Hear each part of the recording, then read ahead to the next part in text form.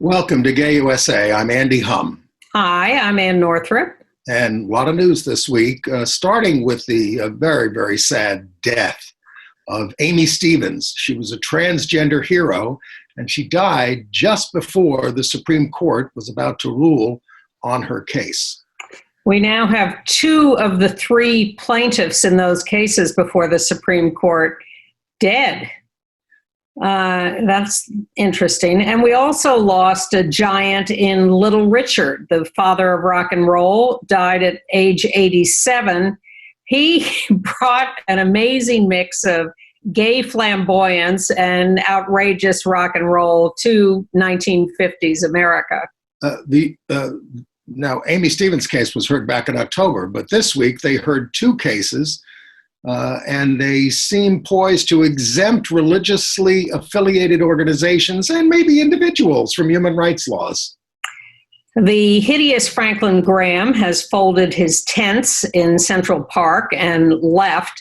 He left the park a mess, and there are still a lot of First Amendment issues to be ferreted out and information about how he got there. So we'll discuss all of that.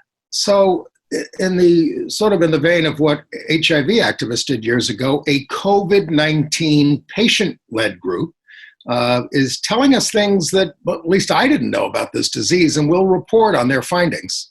Well, the fact that they've gathered to look into this is news in and of itself. And yes, they're picking up some nuances. In Australia, in a case we've been following for years, they finally made an arrest for the 1988 murder of a gay man who had been thought originally to have committed suicide, one of a lot of cases like this. And I finally delved into most of Hollywood. I guess you would just say Hollywood. It's full of gay themes, and it's on Netflix. The Ryan Murphy production. Yes. But we do start with the very sad news of the death of Aimee Stephens. She was a funeral home employee who'd been at a funeral home in Michigan for some years, the Harris Funeral Home. And after a few years there, she announced to her boss that she was transitioning, and that she came to work in female clothing, and that went on for a little while, and he said, I can't take this, you're not going to do this, you're not an acceptable figure for our clients, you're fired. The picture we have up on the screen is of Aimee at the Supreme Court with her surviving spouse, Donna Stephens, and by the way, she is survived by her wife and her daughter, Elizabeth. Yes. Donna on the right there. It's so sad. She was 59 years old. 59 years old. She'd had diabetes and other complications. They had just put up a GoFundMe page for her to try to help with her expenses of her illness and her living, and which is still up there. And it led me to think, she'd been fired from her job. Was she then without health insurance and without a way to pay these expenses that she was now piling up at the end of her life? It's terrible. And, her case was from the EEOC, right? Yes, originally. And she won it at the Court of Appeals. These are cases that are saying if you're discriminated against because of your gender identity and expression, that's sex discrimination, and it's covered under Title 7 of the Supreme Court. Someone will correct me. Civil Rights 7, Title 9, one of each. All those things. But here's the thing. Look, she talked about how hard it was for her to stand up for herself as a transgender woman. But she said, the more I've seen the support I get, it gives me strength to get up another day, to go on fighting another day, and give that same hope to all the rest. So if she wins this case, it will once and for all, or at least until we get an even worse Supreme Court, say that, because there's lots of precedent for this. I mean, as you know, she won at the Court of Appeals. It will say that this is covered. If we don't, we're going to need the Equality Act. So this is one of three cases now before the Supreme Court that were argued some months ago, and we've been waiting for the decision, which has to come by the end of June unless this whole virus situation is screwing up that schedule. But we would expect within the next few weeks to have a decision on this. And the question is, are sexual orientation and gender identity and expression covered by the term sex in sex non-discrimination laws? And we have a pretty good track record in the lower courts. We've won most of those cases. So this is Aimee Stephens at the funeral home as a trans woman. It's a gay man who was a skydiving instructor who died after he was fired for having told a client that he was gay. Don Zarda. Yeah, to reassure her that he was not going to come on to her while strapped to her in a skydive. And his family continued that case, and Aimee's estate and family are continuing her case. They will benefit if the Supreme Court rules in her favor. And the third person still alive was someone from Georgia, I believe, a deputy sheriff or something who was discriminated against. And it's just tragic that we're losing these brave people who stood up for themselves, losing them at early ages, and we are at the mercy of the majority conservative Supreme Court in deciding whether people have a right to be themselves or whether people around them have a right to discriminate against them. When your ray of hope in her case is Neil Gorsuch, you are in some trouble. Or Brett Kavanaugh, I guess, but I actually have a little more faith in Kavanaugh than Gorsuch, but who knows? It's not good. It's not good. And then I wasn't planning to tie these together, but these cases of the Catholic schools firing teachers, and that's now before the Supreme Court too. And we've had a lot of cases of Catholic schools firing LGBT employees and getting away with it because of religious exemptions, or not getting away with it because they were the employees were ruled non-religious employees. And the cases before the Supreme Court right now are about a woman who had breast cancer, a teacher, and was fired for having breast cancer, and another one who was fired because of her age.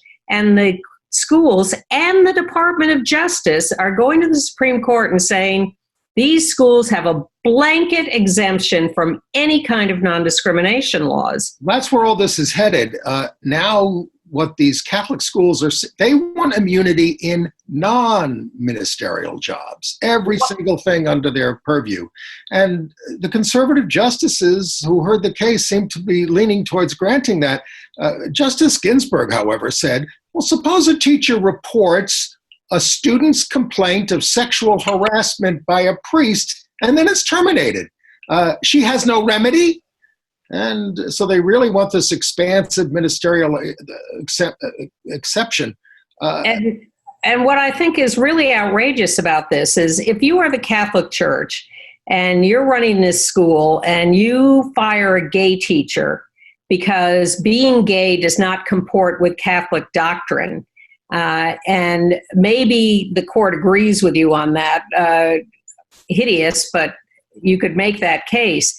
But to fire someone for having breast cancer, how does that have anything to do with any kind of religious doctrine? Well, I mean, up until now, look, I was on the Human Rights Commission in New York. We decided cases against religious institutions, especially where there was sexual harassment by the minister on staff. I mean, you can't just, what are you going to just say? Oh, that's okay. I mean, you know, who do they think they are? Donald Trump? Anyway, this would undermine civil rights laws across the country entirely. And because if they extend it to these religious institutions, then they'll say, well, this person had a religious feeling or a moral feeling about something, you know, like cancer is your fault or something. I don't know. And everybody will just get exempted from the laws. Well, those are the kinds of laws that states are now considering and passing occasionally. that it doesn't have to be that you're an official religion, that just that you have a religious or moral objection to someone. And that's frankly where the Hobby Lobby case came in too, where about financing employees' contraceptive prescriptions, or even referring them to another entity that would give them contraception. And we didn't really talk, the case was heard last Wednesday, Trump versus Pennsylvania, Little Sisters of the Poor, all those cases, which are their crusade to stop reproductive rights in healthcare and women's equality in general. And Trump wants that religious freedom exemption to be given any employer that wants one. Ginsburg called in for this case from her hospital bed to be on the phone call. And she talked about, well, you're talking about the harm to like Little Sisters of the Poor if they have to tell somebody, go get this help elsewhere. What about the harm to women and not having reproductive health? There's no consideration for that. And Pennsylvania, the state of Pennsylvania said, you were taking away the power from Congress and the courts to enforce the Affordable Care Act. Well, that's just fine with the religious right, because they don't want any civil law to prevail. They want only their definition of religious scripture. It's Sharia law from the religious right. There is no king but Jesus, they say. They do say that a lot, and they think Donald Trump is his instrument.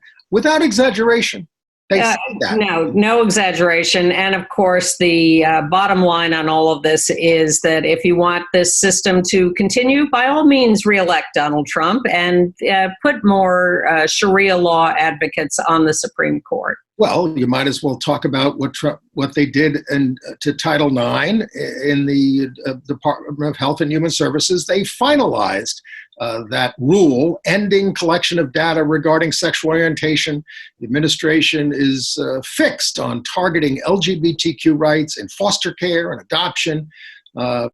They say that this gutting of collection of data will save $46 million. They didn't say how it's going to save $46 million. And this is National Foster Care Month, and they're doing all this then. Yeah, this is specifically the rescinding of the mandate to collect data on LGBT parents and kids in the adoption foster care system. And the good news in this area comes from South Carolina, where the lesbian couple who were rejected as foster parents or adoptive parents and the state was given permission to keep funding these agencies with public money, even though they refused to consider LGBT parents.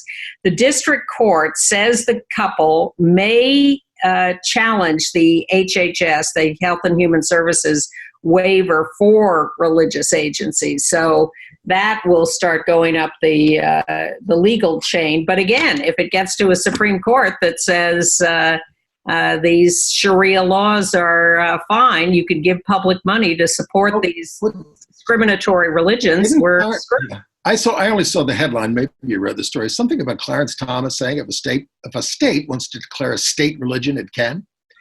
I didn't see that, but that case is not at the Supreme Court yet. Well, but good news for the Catholic Church. 12,000 Catholic parishes applied for PPP loans, and 9,000 were approved. This is the Paycheck Protection Program.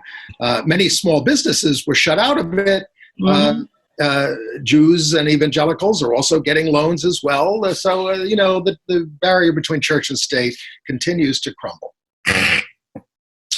No barrier. Well, I will say this, because we've been giving you so much bad news. What tends to happen in societies where they do just combine church and state is that people don't go to church anymore. The religion thrived in this country because of the separation of church and state. But when you pollute it this way, young people look at it and say, this is pretty corrupt, and they stop going. Well, if the federal government and the state governments are funding religion, they don't need parishioners anymore. They will just sit home and take in that money and control all our lives. All right. And on that note, let's move back to Little Richard. Let's do Little Richard before we get to the virus news. What a guy, Little Richard. Now, Little Richard showed up in the 50s from Macon, Georgia, and he was a crazy man. Well, he was wild. He was trying to preserve his sanity by being himself, I think. In his lifetime, and this is back in the 50s. Yeah. He identified as gay, bisexual, omnisexual, straight. But of course, later he embraced his Seventh-day Adventist religion and he denounced homosexuality. Well, he kind of went back and forth between his. What's going on there? Somebody's calling someone on this. I don't know. Rich trying to get back in? I don't know. Not me. Well, I don't know what that is, but we're going to ignore it and go on. Being attacked? I don't know what that is. We don't know how that works. This is Zoom. Zoom can be a problem sometimes. I hope we're not being Zoom bombed. All right, continue. Little Richard. Is that Little Richard calling from heaven to talk about himself? Wherever. Well, I mean, somebody we know, Gene Fedorko, said the nuns in the 1950s, he's a gay activist, but he was going to school in the 1950s. He said, commanded him not to listen to Little Richard, of which, of course, he did. Well, his first big hit, Tutti Frutti, was a song about anal sex before they censored it and he had to change the lyrics. He was just an amazing phenomenon. And when he was growing up, his father brutally punished him when he caught him wearing his mother's clothes and makeup and kicked him out at the age of 15. So he was given credit as having invented rock and roll. That claim has been a little disputed. He had some forebears who are not always acknowledged, but he was so outrageous that he was not given the credit that he should have been given over the years. People who were a little more acceptable to the mainstream, like Elvis or others, managed to get the more widespread acceptance. So he didn't get the honors. There he is in full makeup, which he affected usually, and being loved and kissed by the girls, although he was very flamboyantly gay. But he was quite the phenomenon. Let's see. Yes, there he is with his foot up on the piano, a very common move by him. And I'm not seeing the pictures anymore on the screen, by the way. I hope you're hearing me. Oh, yes, we're hearing you. And I'm seeing the pictures, so that's all you need. All right. Okay. John Waters said that Little Richard was the first punk, the first everything. John Waters says his own mustache was modeled on Little Richard's. He was sometimes referred to as the queen of rock and roll. Yes. Well, he's credited with spawning David Bowie, Bob Dylan, the Beatles, the Rolling Stones. I mean, practically everybody. You talked about early influences. He drew a lot of inspiration from gospel music, especially Marion Williams. When she was a Kennedy Center honoree back in, I think, 98, he said she made him a star and gave him his whoops. That's where he learned that. Well, that's what he said at the Kennedy Center honors, but there was also a guy, I didn't write it down. Esquiteria, from whom he copied a lot of his look and a lot of his moves. Now, later in life, in 84, he called homosexuality unnatural affections. You've got to live the way God wants you to live. He was ordained a minister back in 1970. But in 95, he was saying things like, I've been gay all my life, and I know God is a God of love, not a God of hate. So he kind of went hot and cold on this stuff. Very much so, in and out of the closet continually. And as you say, defining himself as gay, bisexual, omnisexual, all over the place. So he was a wild man who was definitely a leader, definitely a forebear of many, and certainly beloved by other musicians. Right. All right. So, Little Richard. Should we, before we go to other people we've lost and more COVID news, should we talk about protest? We certainly can. Well, your friend Anne, are you a journalist or are you an activist? Anne is with Reclaim Pride and put the pressure on, and they've gotten Franklin Graham to leave New York and Central Park. We have a picture of the state in which they've left our park. Shameful. Now, Graham, what did we learn this week? Look at all that brown grass, all that. That is the mess they left. Now, a year ago, we were negotiating with the New York City Parks Department about using another part of the park, the Great Lawn, for our Reclaim Pride Queer Liberation March rally. And we spent so much money and so much time covering parts of the park in exactly the way they told us so that not a blade of grass would be harmed. And now look at what Samaritan's Purse has left behind. Shameful. Awful. Now, what did we learn this week? There was a story in the New York Post that said that Trump was going to take the money that he's withholding from the World Health Organization and give it to groups like Samaritan's Purse. Oh, Franklin Graham says, I'm not interested in receiving that money. He doesn't need to. He raises so much by going into the tents and filming. He didn't say he wouldn't take it. The New York Times did a bunch of stories this week, many of them featuring Anne. They reported that the Human Rights Commission, they didn't find discrimination against the patients, but no word about the 2 cases of people who tried to volunteer with them who were gay, who were stopped from doing that.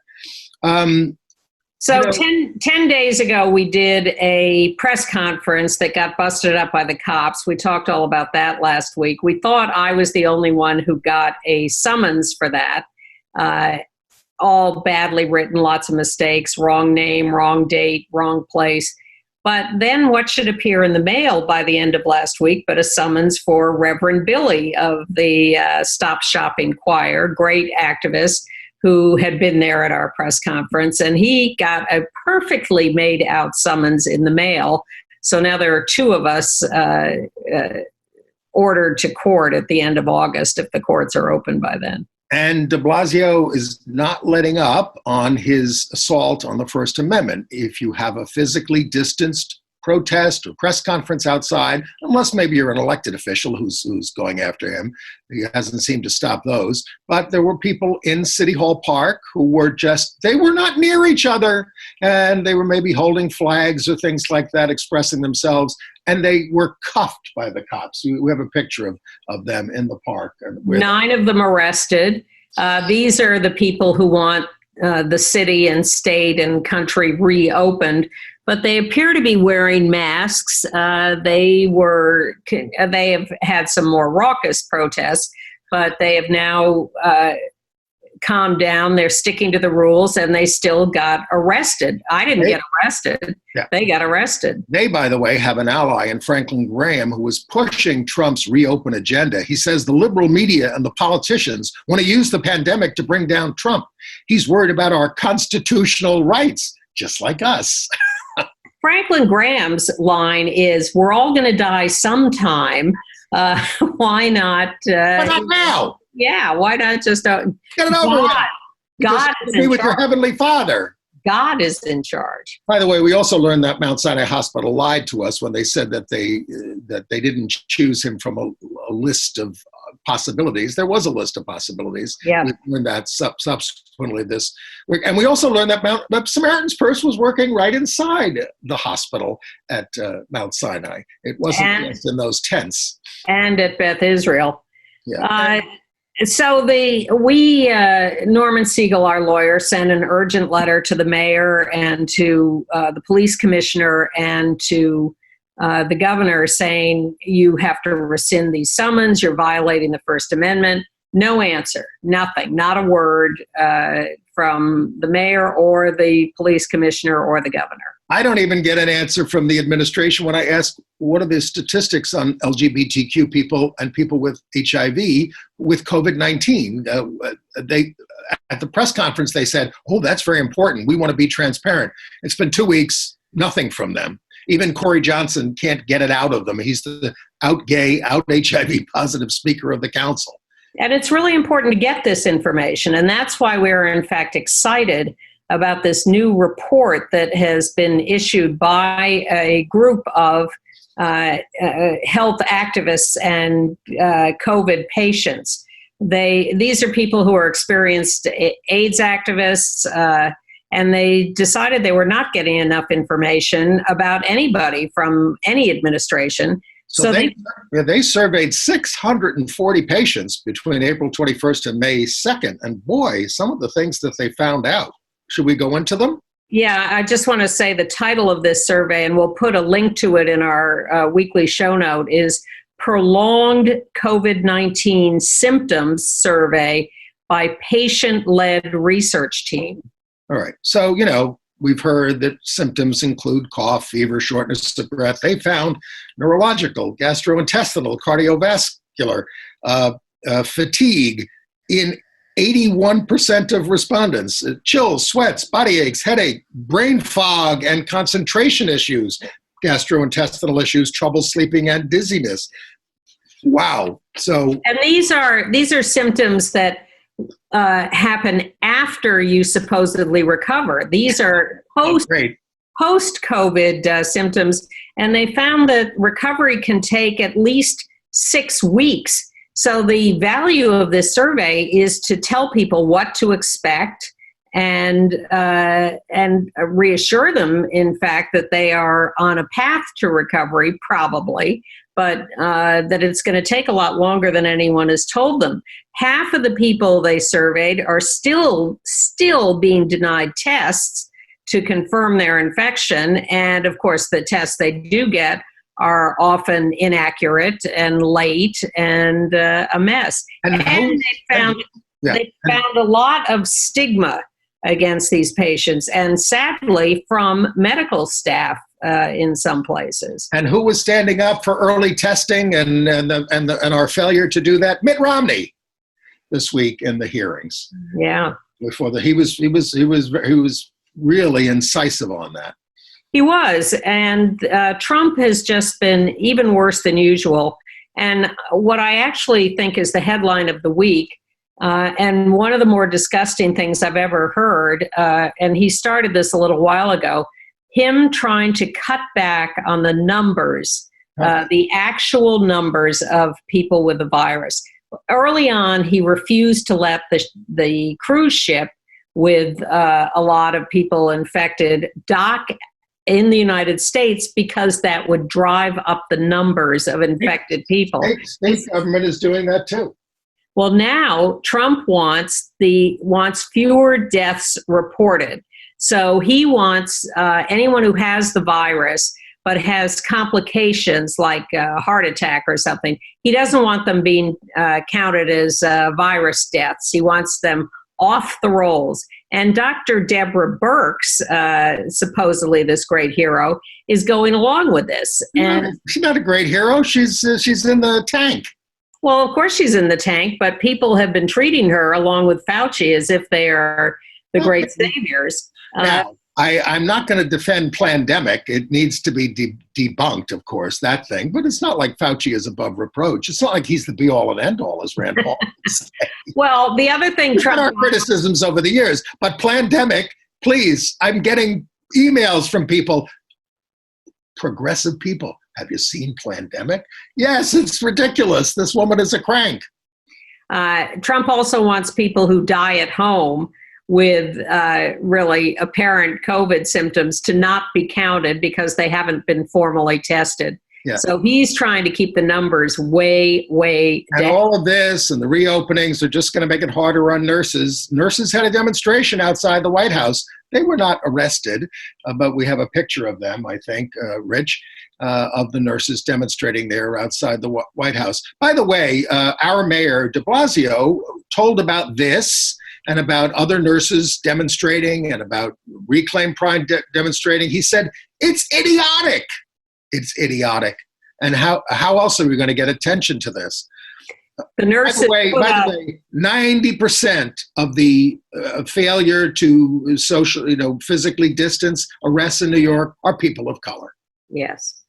And those white shoes in front of the nurses were laid out there to represent the 88, at that point, nurses who have died treating COVID patients. By the way, coronavirus has been now found in semen, sorry to report. Chinese researchers found that 16% of the men tested had it, so it can be sexually transmitted. And we do have another famous death from coronavirus, and that is Roy Horn of Siegfried and Roy. Died at he's on the right there with one of his white tigers, not the one who mauled him. Died at 75 in Las Vegas. It was 17 years ago in 2003 that he was mauled by the tiger. He is survived by Siegfried. They, in their own way, were, I'm not going to make comparisons, but they were given credit for having really brought Las Vegas into its current amazing success story. Their magic act, which was quite spectacular, was the first really over-the-top act to appear in Las Vegas years ago.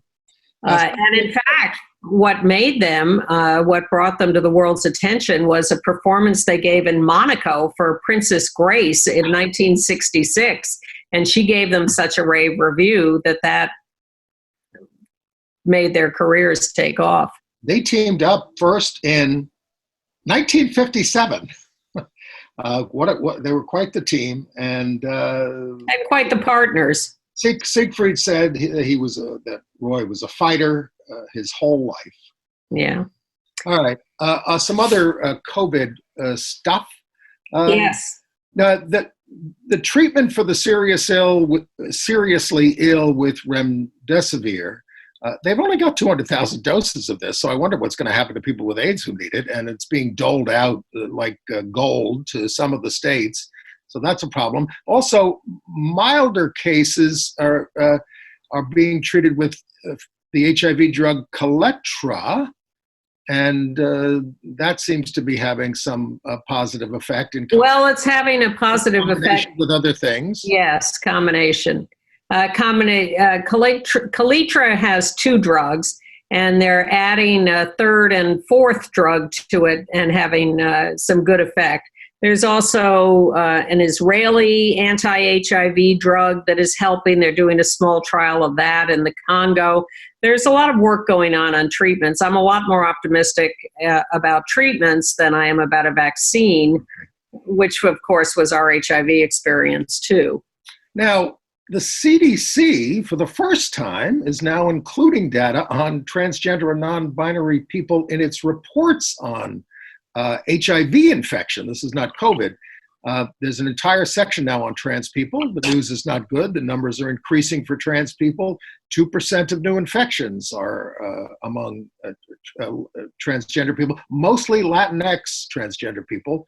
It's been stable for Black, white, and mixed race. Mostly trans women, not men. The numbers for people who use intravenous drugs are also up a little. Both trans people and people using drugs intravenously are up a little. It's not dramatic. New infections overall are down, although still Black and Latinx young men are at greatest risk. Facebook, by the way, is now trying to fund journalistic outlets around the country because of COVID-19. And they gave their only LGBT grant to $100,000 to Between the Lines in Michigan to support their coverage of COVID-19 and the impact on LGBTQ people. So there's big fund for that. There's a German study on men that says men with low testosterone levels that contract COVID-19 have a far greater risk of dying, 2 times the risk. So when you don't have this, apparently your immune system can go crazy, can go haywire. So they're looking at that. Well, the information is all over the place because a month ago we were saying that women were dying less because of estrogen. So let's give estrogen to men to try to help them prevent it more. We're still not fully informed about this. And one of the things that's now a new subject is contact tracing. And there's a big fight in New York City about usually contact tracing is done by the health department, but the mayor's mad at the health department. So now he's asking the hospital's department to do the contact tracing, and they're not as experienced at it. Doesn't inspire a lot of confidence, does it? And community activists are saying, hey, if people of color are dying at much huger rates, shouldn't you be hiring a lot of people from those communities to do the contact tracing, because they have to go call people up and find out who they've been around for the last few weeks. Right. So it's a mess. It is a mess. And they have to hire thousands of people to do tens of thousands of person-to-person contact tracing. It's an overwhelming problem. Also, a problem is that calls to LGBT helplines and suicide hotlines and everything are way up because people are so stressed out and don't have the answers around this. And then we have discrimination. In Korea, the gay community is now a huge scapegoat for the new infections there. It's happening around the world. In Korea, South Korea, they said, oh, this guy, 29, he went to a gay bar and he spread around the whole country. I mean, it just becomes like a story, and then people turn on the LGBTQ community. Yeah, it's a patient zero story. And the ongoing blood donation discrimination story. Brad Hoylman, state senator, said our state senator. Yep, went to give blood at the New York Blood Center. He said, I fit the new guidelines, which say if you haven't had sex with another man in the last 3 months, you are eligible to donate. And he was turned away. Well, and we thought that they changed the guidelines from a year to 3 months because of this crisis.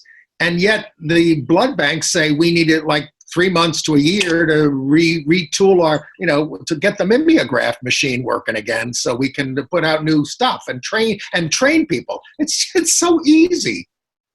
It's shocking. It's really shocking.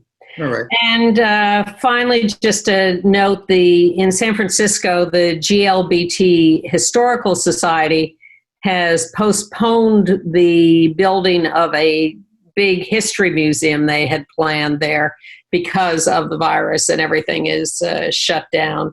All right, some other news from around the country. They're going to do stuff online. Okay. Some other news from around the country. You know about the trans athlete case in Connecticut, the Alliance Defending Freedom right-wing group.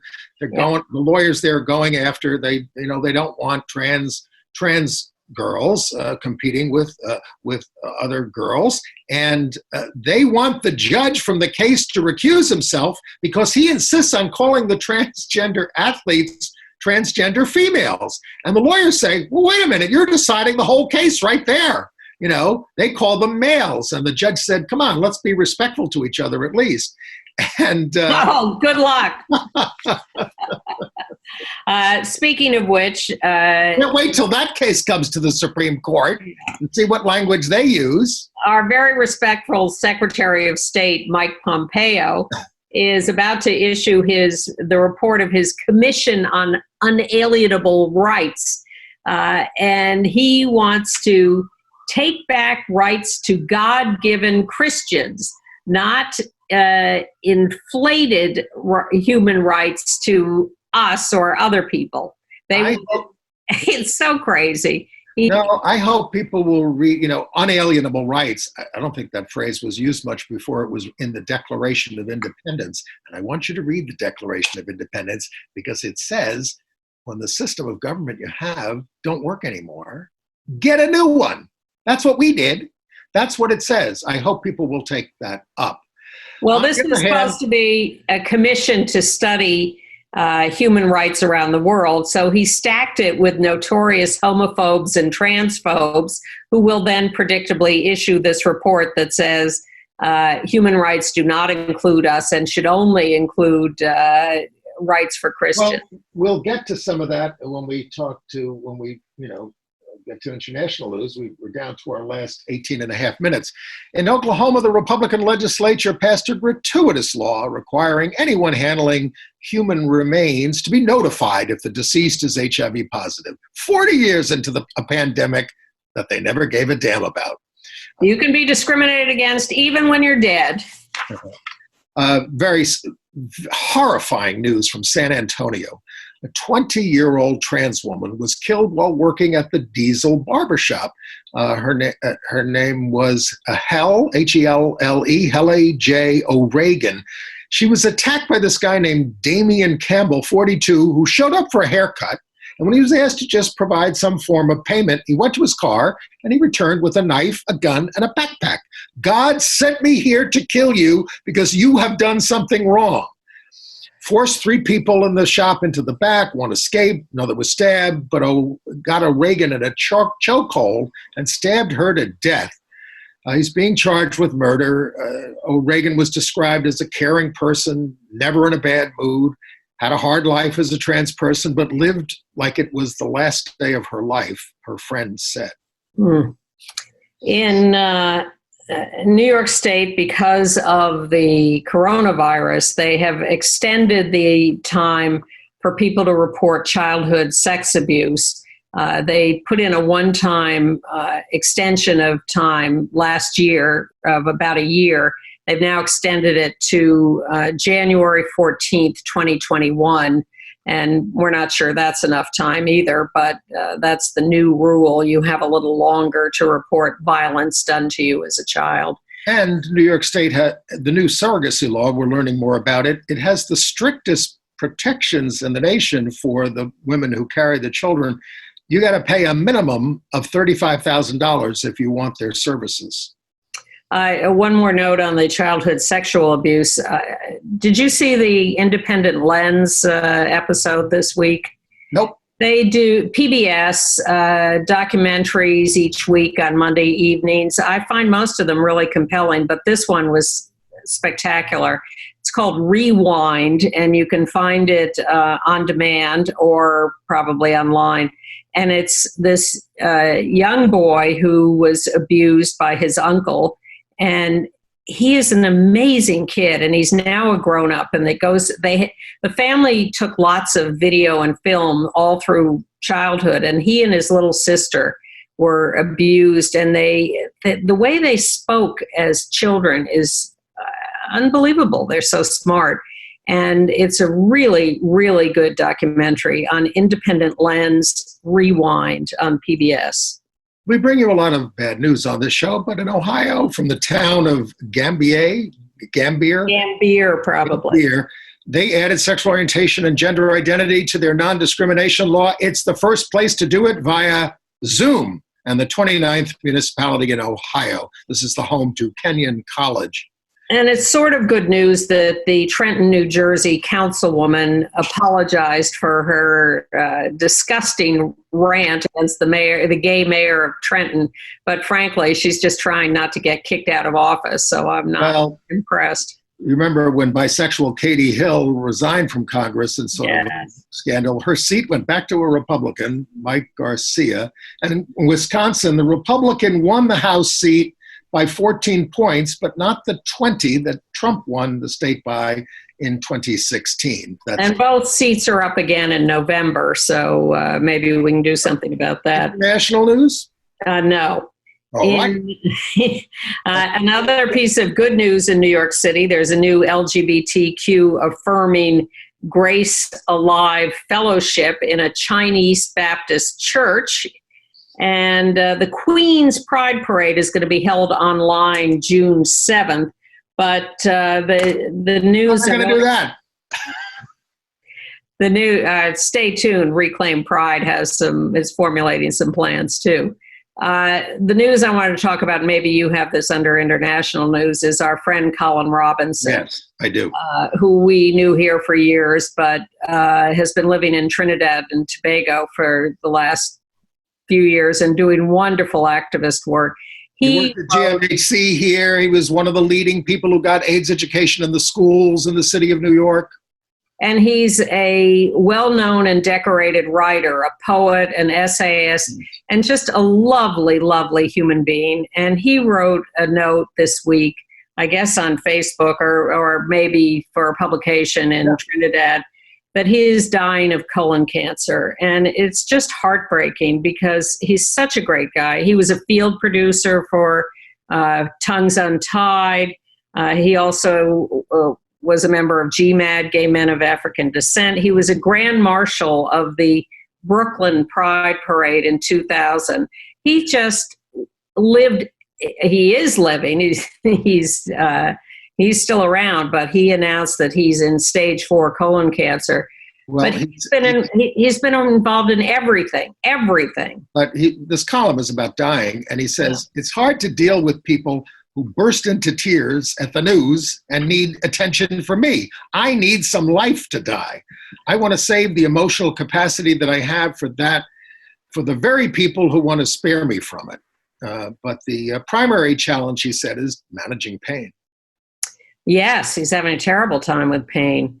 But what a sweetheart. Yes, we love Colin. Very sad news. In Australia, now we've told you about this case. Back in the 80s, there was a cliff in Sydney where gay men cruised, and there were gangs of young people throwing the men off the cliff to their deaths. The police were recording them as suicides. There's a guy named Scott. One of the guys who died in this was Scott Johnson, then 27 years old in 1988. And they have finally, through the intercession of his brother, Steve, who was a former vice president of AOL, who put up $1 million, the state put up $1 million to finally get somebody to come forward about this. They arrested a 49-year-old and charged in the killing. And there were a whole rash of murders, a lot of police malfeasance.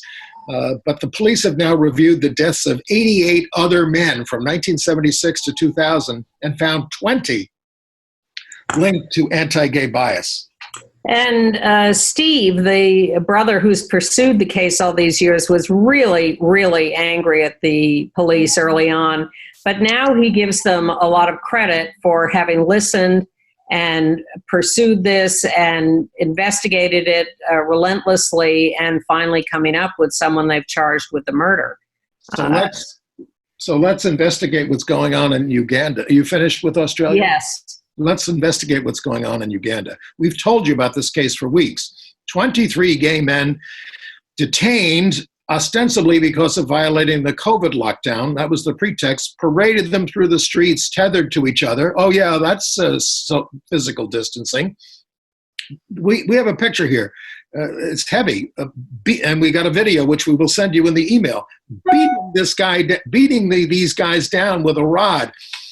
They're not allowed to see their lawyers. It's a horrendous human rights situation. They've got good lawyers trying to represent them, but the homophobia is so heavy there. It's terrible. Also in the category of combating violence, from the UK, we celebrate the 30th anniversary of a group no longer in business, although the activists connected with it, some of them are, Outrage, formed 30 years ago in reaction to the murder of a 48-year-old actor, Michael Booth, who was kicked to death by a group of 6 men, just right there in the street. None of them have been brought to justice. Yeah. But Outrage formed. This is a picture of one of their more outrageous demonstrations where they invaded a pulpit of the Archbishop of Canterbury, or Canterbury Cathedral. On Easter Sunday. Took over the pulpit and chastised him for his homophobia and opposing gay rights, etc. So Outrage went out of business about, 8 years ago? No, 9 years ago. We will send you a link to a video about them and their history. Peter Tatchell, very involved with them. He did things like the attempt to perform a citizen's arrest of Robert Mugabe when he came to London. There were lesbians who challenged the marriage law in Outrage in 1992. Excellent. It was grassroots group, no paid staff. That's how you get things done. Well, it is. The minute you start paying people for this activist work, they become bureaucratic organizations. And when you stay independent, that's when you are fearless and you have nothing to lose and you do get things done. I just want to say one other thing that they did. They went after police who rounded up gay men who had harmed no one, in sex situations. Within 3 years, the number of men arrested for gay sex fell by 2/3 because of their activism. Terrific. All right. And in Taiwan, activists are petitioning for broader same-sex marriage laws. Taiwan, a year ago, legalized same-sex marriage, but only between Taiwanese or people from countries where same-sex marriage is legal. Well, that leaves out China, that leaves out Japan, that leaves out every country in Southeast Asia, not to mention beyond. There are only 26 countries where it's legal. So they are now petitioning the government to say, look, legalize all same-sex marriages. You cannot start picking and choosing who's allowed to get married. In Brazil, the Supreme Court, are you sitting down, threw out the rules that limit gay men donating blood. Hungary has done this too. These are two right-wing countries now, but amazing. In Germany, well, maybe Trump should take lessons from Viktor Orban and Jair Bolsonaro. Well, not the way Orban is going after transgender people. Yeah. Germany passed its ban on conversion therapy for under 18s. Critics want the age raised to 26 for the ban. Parents can be punished for putting their children through it with a year in prison and a $32,000 fine. This is a conservative government. Well, I know we're running out of time, but I have to go back to Brazil to read a sentence from the court's decision overturning the blood donation ban. They said it was unconstitutional, the ban, because it offended the basic human dignity of gay and bisexual men and restricts solidarity based on prejudice and discrimination. Wow. That's a pretty bold move by the court in Brazil these days. Wow. On the other hand, in Turkey, they ordered kids in school to stop drawing rainbows, calling it an international plot to turn children gay. People are putting up rainbows in their windows to support like healthcare workers and things like that and comfort other people. But the kids in Turkey are being told, stop it. But marriage, same-sex marriage, it becomes legal in Costa Rica on May 26th. And what's up with Ted Cruz? Did we do this story last week? I don't remember. What is it? He went after Hollywood for kowtowing to the Chinese communists, censoring gay material from Bohemian Rhapsody. He's only going after China. He's not going after Malaysia and all these other countries. He said the Chinese were opponents of artistic integrity for taking the gay thing out. It's integral to the story, he said. I don't. He's an opportunist. Wait a minute. He's exploiting us. Hold it. He's introduced the Script Act, stopping censorship, restoring integrity, protecting talkies act. Talkies. I was waiting for what the T was, and I was sure it was not going to be transsexuals. Hey, speaking of talkies, we're gonna link to a film about the silent films and the early talkies dealing with gay male bonding and gay relationships, gay male relationships. It's going to be in our email, so sign up for our email. Go to gayusatv.org.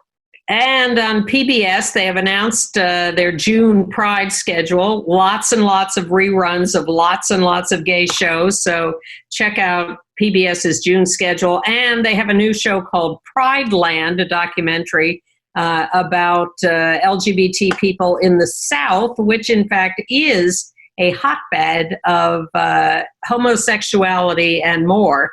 And they've also got this new thing called PBS Voices on YouTube, where they're going to have 6 episodes of mini documentaries, again, about the South. That starts May 26th. Are we doing entertainment news? We are. Julie Halston, our friend, once a co-host of this show, at least once, is launching Virtual Halston, a half-hour chat show with her famous friends, starting Friday, May 22nd at 5 p.m. Eastern on YouTube. And it'll be at BroadwayWorld.com, and then every Friday at 5 p.m. Eastern. Our first guest is Mario Cantone. I keep hearing that one of the most popular things on Netflix right now is the documentary Circus of Books about the older straight couple who took over a gay porn bookstore, and people seem to find it extremely charming and delightful. Less charming is Hollywood on Netflix, from Ryan Murphy, set in Hollywood post-World War II.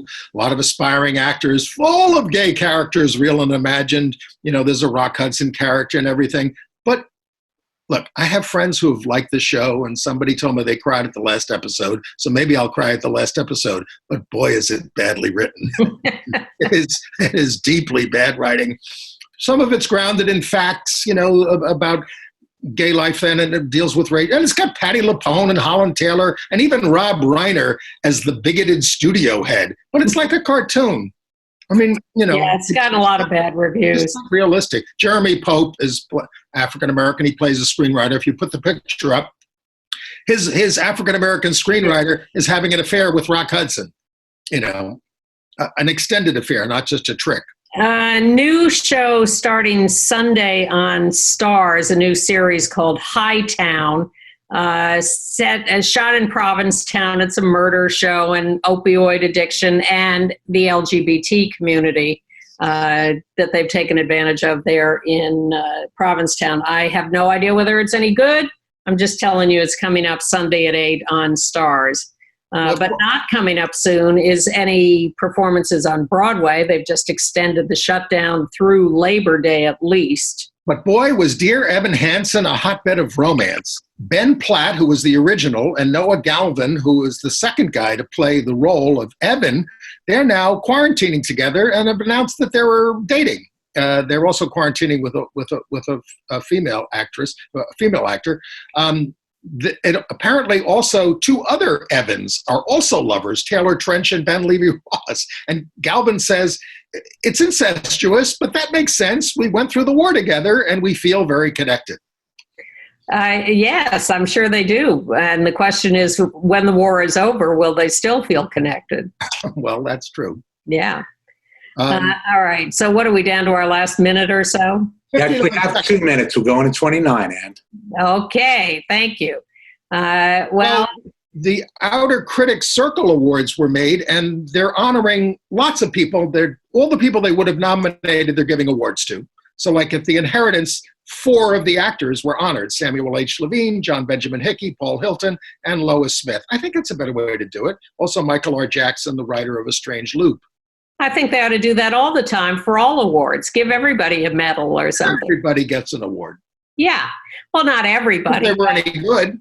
But 4 or 5 or 6 of them, rather than just the one who's the best. Those are good choices. Yeah. So the Oscars could do that, the Tonys, the Emmys, everything. Did you see about RuPaul going on The Price is Right? Well, I saw it was going to happen, and I debated for about 3 seconds watching it, but then I didn't watch it. But the whole idea was they rooted for somebody to win.